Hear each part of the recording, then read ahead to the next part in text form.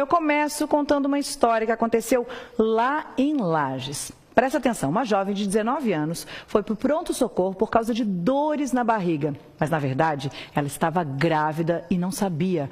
Ela deu à luz a um menino na última semana. E depois de receberem alta, a nossa equipe foi lá conferir e ver a primeira noite depois do susto.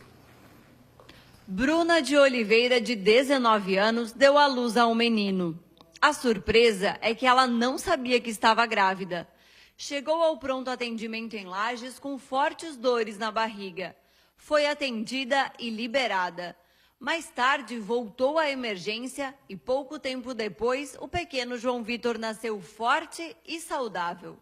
Ela havia feito alguns exames e a hipótese de gravidez estava descartada.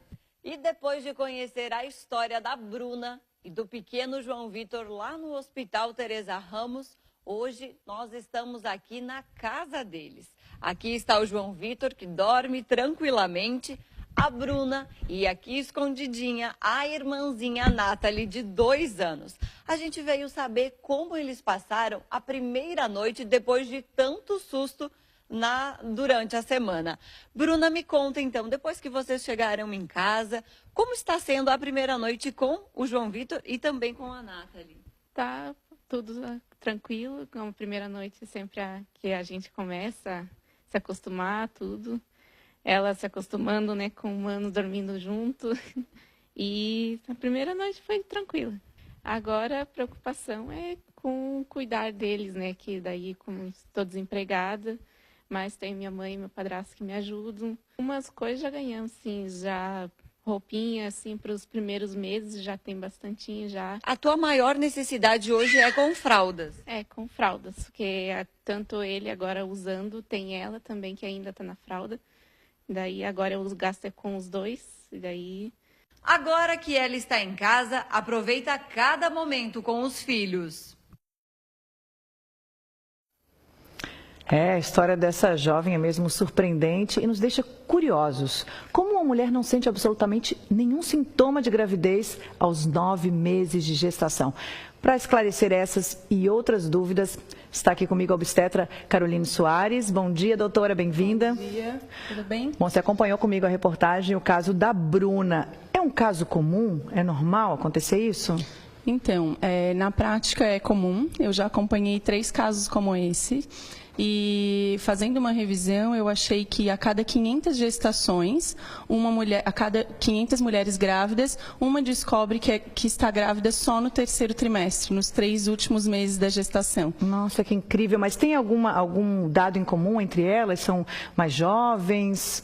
Tem algum... As idades variam. Primeiro nas mais jovens, antes dos 19, 20 anos, né? Até por uma imaturidade ou não conhecer muito bem o seu corpo e o seu ciclo menstrual.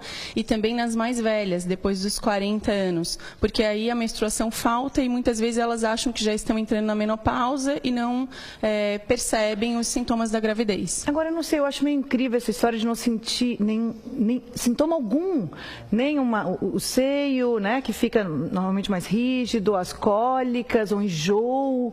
Pode acontecer isso, de realmente não ter um sintoma? Os sintomas na gravidez, eles são bem variáveis de mulher para mulher e também muito variáveis numa mesma mulher em outras gestações. Tanto que alguns tem uma grande revisão francesa mostrando que eles mostraram 56 casos desse tipo e a grande maioria, mais de 60%, apresentavam mulheres que já estavam na sua 2ª gestação. Então, já conheciam os sintomas. Já conheciam os sintomas. Mas algumas mulheres passam a gestação toda sem algum sintoma e também tem a percepção de cada um sobre o seu corpo, né? Acho que é importante a gente falar um pouquinho de consciência corporal, de as pessoas se observarem, perceberem se tem alguma mudanças, coisa né? Mudanças, a gente está no Outubro Rosa, a gente está falando disso, né? Da gente fazer um autoexame, está sempre nesse autoconhecimento, se percebendo, né? A importância disso. Até porque se não menstrua um mês ou outro mês, já deve procurar ajuda, então, né? A menstruação é o que todo mundo acha mais esquisito. Como assim não percebeu que não menstruava?